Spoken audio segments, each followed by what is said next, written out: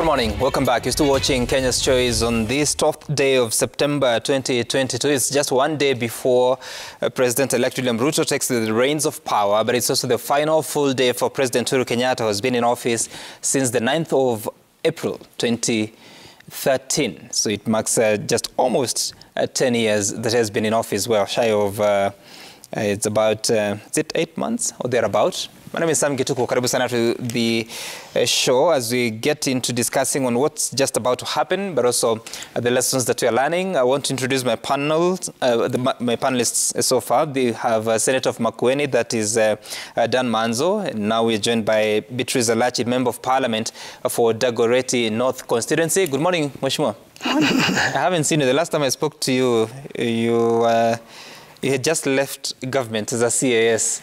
And now good things. Yes, I haven't spoken to you while you were campaigning. And I see the tidings have been in your favor. How's it going? I am fine. In the favor of me or in the favor because of God? Yes. Not me. Not really me. Yeah. All right, it's good to see you. And of course, it's that time that so much is happening.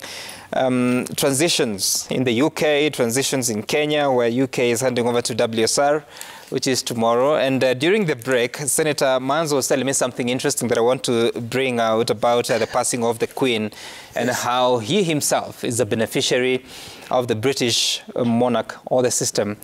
Tell me about that. Yes, you know, I was educated at Starehe Boys Center, and in the 80s and in the 90s, Princess Anne and part of the first family in UK were involved in fundraising for a lot of poor children in Kenya through their family, their own charities, and supporting the Save the Children Fund. So she came to school twice or thrice when I was there at Starehe Boys Center, and we bring gifts and we attend, you know, Founders Day of the school. At that time, the late Dr. Griffin was running the school, and I had personal contacts with that family and really fundraise. So personally, my school fees was paid by Princess Anne, and I'm very grateful to the first family in UK, and really sad that the Queen is gone. And today we'll be going to the residence of the British embassy here to pay respects as the Wiper Party led by the Wiper leader, Honorable Stephen Kalonzo Musyoka. So I mourn with the Britons and with the Commonwealth. You know, the Queen has really reigned for many years and has done very many positive things, especially when it goes to charity. That was a big thing they did. They will fundraise, they will use their own resources to make other people's, the less fortunate, lives better. And I'm seated here and I went to school and went to university, courtesy of that effort. Indeed. Which year was this? This was 88 to 92 at Starehe Boys Center. Would you know if that program is still on? Well, Starehe Boys is no longer as supported as it used to be when Dr. Griffin was alive. What we do is all the boys of Starehe, we're the ones who fundraise and make an effort to sponsor students at the school. There are very few sponsorships now from other parts of the world, including the UK. But we are making an effort to revive that effort Dr. Griffin used to have. But mainly now, the old boys of Starehe who are all over the world. You know, Peter Kennedy is one of them, the Honorable Tuju, Professor Magoha, and quite a number of them you meet all over the world, be it Australia, be it Europe, be it America. The CEO of Safaricom is also a beneficiary of this program. So we have quite a number of children who are brought up then who are now helping others this time around. So the effort of the first family, and I believe the Queen was personally involved in this, especially Save the Children Fund, have helped others to help others. And we used to have a motto that to whom much has been given, much will be expected. So that was the motto, and it really worked. And today we are the ones now educating other children. But there's very little help from all over the world as it used to be, and especially from UK. Right, very, very interesting. And Honorable Elachi, you have thoughts about the passing of the Queen, and of course the impact that that family may have had in lives of Kenyans, whether positive or negative? Let me not talk about the negative. Let me just talk about, I think, the positive. The negative will always be the history that has been there with the British government. But then, I think when you look at the Queen, she has been a pillar for all the Commonwealth countries. And I think many of the things that we learned, and as the Senator says, I think our education system then, which was more the British, I mean, you look at that system, it worked so well for Kenya. And now most of the things that they've really supported, especially within their different programs, I think we have benefited more on many programs in terms of programs of women, programs of young people. What we have to, and especially conservancies and issues of wildlife, which I think William and Kate still owe, and even Harry, still in the whole of Africa, you'll find them really working around environment, climate change. And so I think I've come to learn one thing. Everyone who has been in a process in a government where you were part, your family was part of it, you'll always have the good and the bad. Right. And I think it's how systems work. So there's nobody will say you'll have everything good. It won't work. You'll always have things that are good, but you'll always have things that people will feel these are either human rights issues that you have infringed on people. These are issues of many other issues, trade, especially when you're dealing with trade. You find, I know we have a lot of issues with the British government, with Laikipia, with Nanyuki, and even up to now, I think there are some in Parliament that we have not finalized. So we will always have that. Okay. But more importantly, the years she has lived, I think the family will always thank God for that. She has lived a decade. And I mean, when you look at that, it also tells you there are many things we need to learn from her. What is this that she did so unique that has given her that lifespan until she just comes and sleeps? 96 years, almost a century, actually. Yeah, a century. People say that maybe she doesn't have to deal with so much stress of life, bearing in mind that... It's us who think that way, but I think it's not just stress.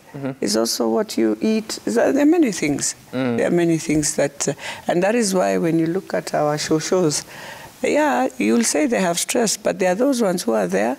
There's something they have done and that has taken care of them to where they are. So as young people, many young people should learn from a few of those things. Okay. Yeah. Diet and lifestyle. All right. And just before we can get out of that, because you touched on a very important topic, education, and also during the break you were talking about the impact of the decision of the Supreme Court on CDF Act of 2013. But from your perspective, having been a beneficiary of such kind of support, and now you're doing your own version of it, what would you say are the lessons that you have to take into the future, especially in educating the young ones from vulnerable areas and challenges that they may have from their homes? If you look at the history of Starehe Boys Center and what was happening around where the school is, where Tom Mboya was Member of Parliament, and he was the first, chairman of the school, I'll call. Later on, President Kibaki became the patron after Tom Mboya. You see, this was after, the effects of colonialism. A lot of children will be homeless and have run away to Nairobi. There will be, sleeping on the streets. So Dr. Griffin, who was a soldier, decided to do something about these children, after the aftermath of the emergency. And that's how they started the school in 1959, even before independence. But later on, he was to be supported, first of all, by the British government then. And one of the good things the Queen did, and she did not resist much, and she had a capacity to do so, was to allow, countries to become independent and be part of the Commonwealth. It's a little different from what you have in Australia, in Canada, and in the Caribbean. The Caribbeans are still dominions. You'll find the Queen is still the head of state. Yes, head of state, and they have a prime minister who is elected in the Caribbean. So you find that one of the positive things she did was to allow, Africa to be independent. And the problems which followed, the aftermath of colonialism and the poverty and the war.